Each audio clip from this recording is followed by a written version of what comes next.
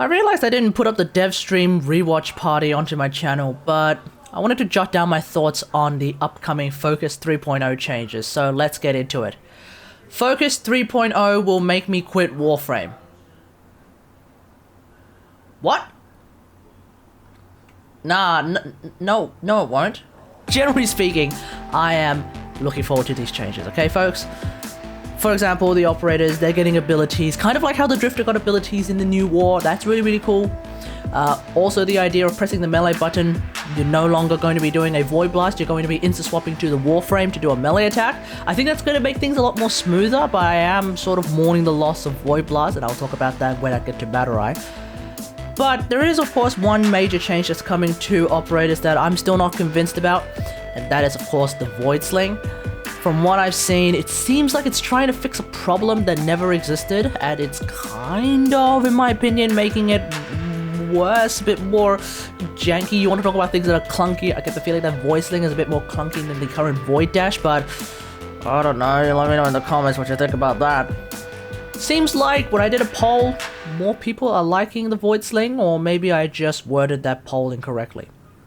I don't know. I thought the general consensus was that Void Sling people were not particularly excited for that compared to the current Void Dash, but we'll just have to see. But without further ado, let's just get into the actual Focus School changes. So let's start off with my man, Madurai. This is of course the class that I use pretty much the most, mainly because Hadouken, I really like that. But unfortunately, one of my big takeaways for Madurai is that they're getting rid of Hadouken. So because Void Blast is getting removed, so does the Flame Blast, meaning so does the Hadouken, RIP that. But aside from that, the new passives that are coming from Madurai, they're kinda nuts. We will not need natural talent if we have incorporated a much more active use of our operator, which I think is the general goal for these changes. So as long as we swap to our operator regularly, we get 50% extra casting speed for our abilities. That's kinda crazy. And on top of that, we also get more power strength through potentially swapping to our operator with Madurai, so that's also kind of crazy. It's like 40% extra in power strength, which that's kind of wild, folks. So yeah, I'm looking forward to that 100%. Now, having a look at Phoenix Talons, I get the feeling that got nerfed, because I think Phoenix Talons right now, it increases both your IPS damage and also your elemental damage. But now it's changed to increase your operator damage, or operator amp damage potentially, and your IPS damage. So elemental damage has been removed from the Phoenix Talons buff, which essentially means that Phoenix Talons will be buffing your weapons a lot less than it currently does. Unless, of course, you're that guy who uses full IPS Daiku, for example, you will remain mostly unchanged. But for the rest of us who use, say, viral damage Paris Prime, yeah, the IPS damage is going to only be buffed there, whereas the viral damage is going to remain untouched, which is effectively a nerf to us. So is that worth me quitting WarFrame?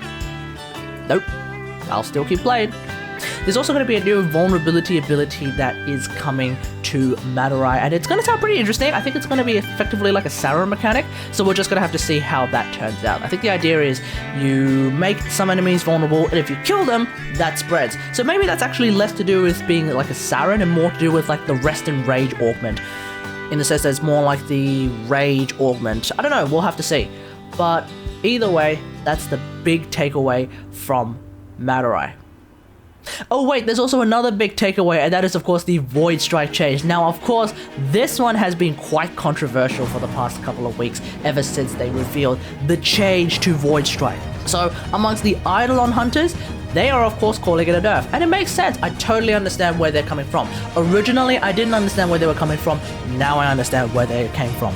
So essentially, to give everyone a brief idea of what the difference is, the reason why the Void Strike change is considered a nerf among the Eidolon hunters, particularly the super duper hardcore Eidolon hunters, is because the current way that you could be doing Eidolon hunts using Void Strike in like a 4-man group is, with Void Strike, your goal is just to break shields. So the idea is to basically sit in Void Strike for as long as possible, and then using the 8 charges of Void Strike that you have, you basically one-shot the shields.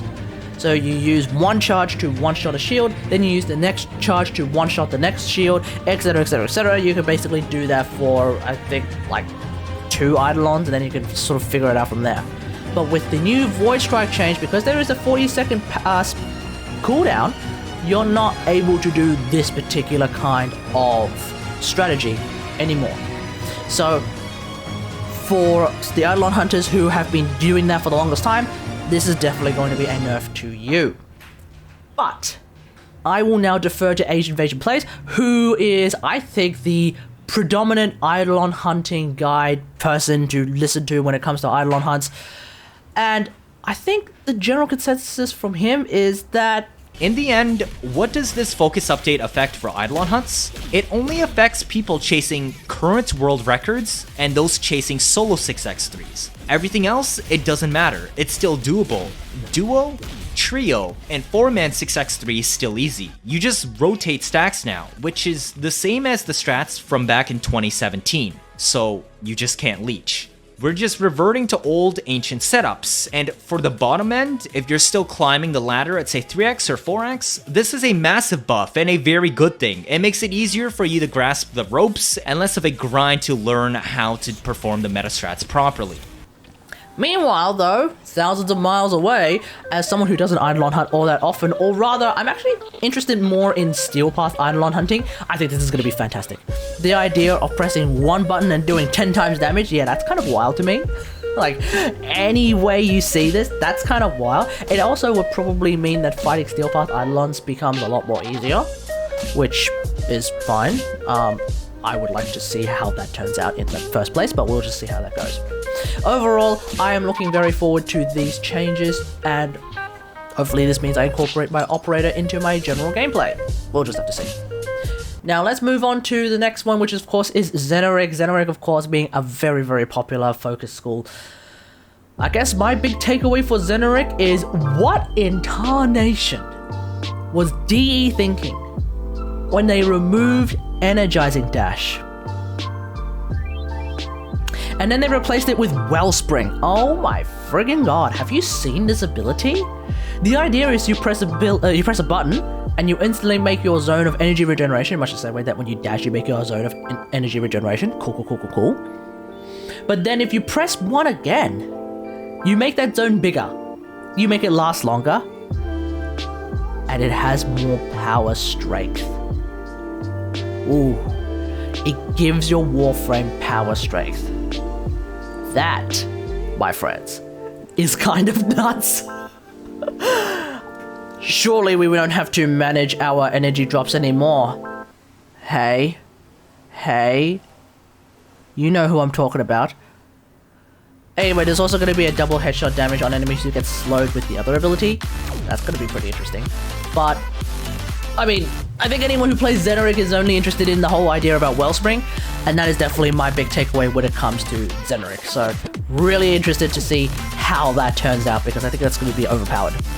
Alright, let's have a look at Naramon. So, full disclosure, I don't use Naramon all that much. Like, I barely use it myself, but still, having a look at the Naramon changes, my big takeaways are going to be, there's a new ability called Void Levitation. It's effectively going to make operators like Rhino, so that's kind of cool. Rhino Stomp essentially becoming an operator ability. It's a 6 meter wide shockwave that lifts everyone for 4 seconds, so obviously it's a scuffed Rhino, but still, it's there. You can also increase your operator damage by 2 times, potentially, if you lift 4 enemies. That's kind of crazy. So hopefully that actually means something, because one of the things that I have definitely noticed is that a lot of these new abilities are going to increase operator damage, but it's kind of difficult to increase operator damage when operators don't do that much damage in the first place. The only time operators do meaningful damage, in my opinion, in like higher level ability, higher level gameplay, is against Eidolon shields. Not Eidolons themselves, but Eidolon shields. So when you're going up against like beyond level 50 Corpus Grenier Infested, I feel like operators kind of fall off a cliff when it comes to their damage, but we'll just have to see. And also keep in mind that if the trailer for Duviri is anything to go by, operators may be one day able to use actual weapons, or maybe the Drifter will be able to use actual weapons, in which case times 2 damage on your weapon is going to be pretty nuts. Otherwise, operators with Naramon can also initiate finishes, so the idea is you do your dash, which makes enemies vulnerable to finishes, but then you can also initiate the finisher using your operator. And in doing so, your WarFrame will then do the finisher, because obviously your operator is not the one who's going to be snapping their neck, but also your WarFrame will get 50% melee crit chance when they do that finisher, and that lasts for a pretty long time. That is kind of wild as well. So, yeah, especially when you take into account that Blood Rush was also a little bit nerfed. That's going to be pretty insane in my opinion.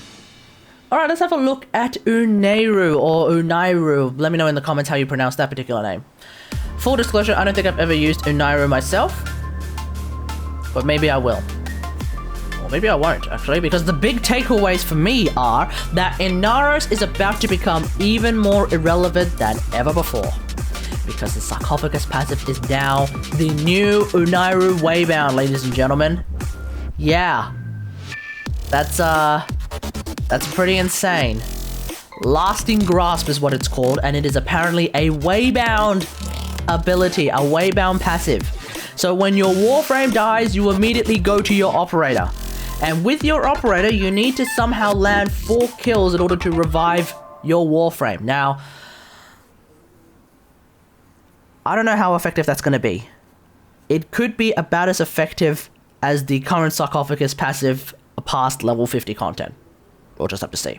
Because like I said, operators don't do a whole lot of damage past level 50 content, or hell, even past level 30 content in my opinion. But if you're potentially using something like Virtuous Trojan on your amp, perhaps you're going to be able to actually land some kills. We'll just have to see. But this also means that Madurai mains like ourselves can actually use this because, again, this is a Waybound passive. So if you happen to be a Madurai main and you have the new Void Strike off cooldown, then maybe if you're dying once every 40 seconds, you can definitely revive yourself. When you die, you go to your operator, you press 1, you get the Void Strike buff, you're doing 10 times damage, and you just kill 4 things. That's all you need to do. You just need to kill 4 things. Doesn't have to be 4 heavy gunners. You could potentially kill 4 butchers at like level 100. That should be fine. So we'll just have to see how that turns out. Also, with regards to the Unariu mains out there, of which I'm guessing there's a handful, maybe 50, we can pretty much say RIP Prime Sure-Footed. As long as you continue to swap to your operator regularly, you're going to get the new Poise passive. This is effectively Prime Sure-Footed, as well as some additional buffs on top of that. So I think Prime Sure-Footed is like a really powerful mod. So if you don't have the time or the energy to form on your Warframe to put a Depolarity slot on the Exila slot to put in Prime Sure-Footed, then this is definitely a wonderful alternative to actually be using Unariu on your operator, and then swap your operator to do some other things as well. They've also got some abilities that you can use with your operator. I don't really know what to think about these particular abilities myself, but hey, let me know in the comments how you feel about the Unariu abilities that are coming as well. And finally, we have Vazarin. This one's going to be a very, very small section, but full disclosure, obviously, I rarely use Vazarin, but my big takeaways coming from the Vazarin changes are, hey, y'all getting Iron Skin / Necrorex shield abilities. That's kind of cool.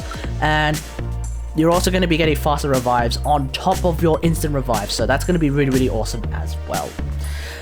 But aside from that, that's pretty much it. Really looking forward to these changes. Obviously, my beloved Madurai is going to be even more nutso moving forward. And of course, Zenurik is going to just be even more brain dead than ever with regards to giving everyone energy. So that's going to be pretty insane.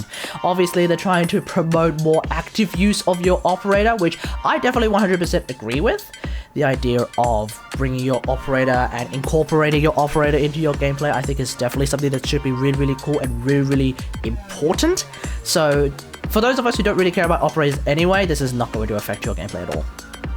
But for those of us who do want to think about our operators, this is going to be kind of nuts moving forward, so I'm definitely looking forward to that. But that's about it. Let me know what you think about all of this in the comments below. What do you think about the Focus 3.0 changes? Let me know in the comments. Obviously, I didn't go through all of the changes, otherwise we'd be sitting here for about an hour. So let me know what big takeaways you're going to have from these changes in the comments. Maybe I well, I definitely missed something that you're looking at, so let me know what you're looking at in the comments. But otherwise, hope you guys enjoyed. If you like this video, hit that like button, subscribe for more WarFrame content, and until next time, I'll see you guys later. Thanks for watching.